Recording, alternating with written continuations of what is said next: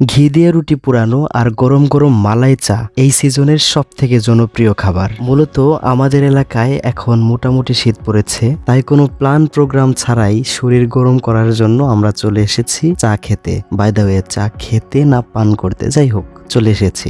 এটা মূলত গোপালগঞ্জ জেলার মুকসুদপুর থানার পাথরাইল কালিদার পার বাজার, এক কথায় কালিদা বাজারে খন্দকার মালাই চা অ্যান্ড মুদি স্টোর।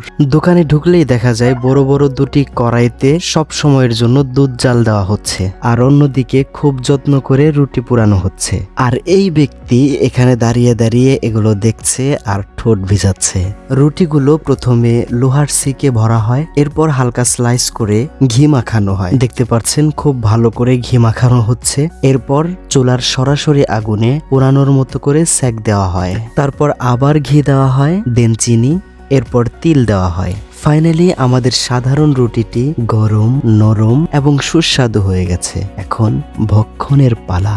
ভক্ষণ করিবার পূর্বে আমরা দেখতে পেলাম আমাদেরকে দুধের সর দেওয়া হচ্ছে এবং অনেক বেশি করে দেওয়া হচ্ছে। সারাদিন এই দুধ জাল দেওয়ার পরে এখন এর স্বাদ একেবারে অসাধারণ লেভেলের হয়েছে। ভাই দেখি চা বানানোর পরে সেই চাও আবার জাল দিচ্ছে।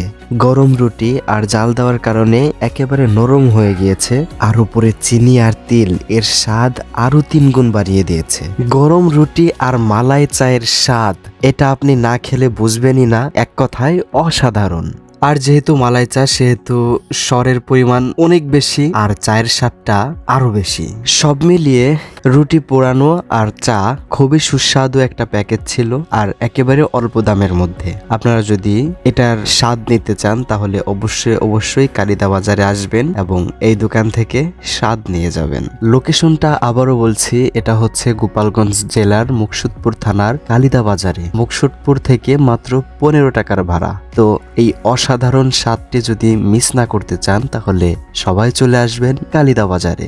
তো অসাধারণ একটি মুহূর্ত ছিল। আর আপনাদেরকে বলছি, আপনারা ভিডিও দেখেন কিন্তু ফলো অথবা সাবস্ক্রাইব করেন না, তাই দয়া করে ভালো লাগলে একটা লাইক, কমেন্ট এবং ফলো, সাবস্ক্রাইব দুটোটাই করেন।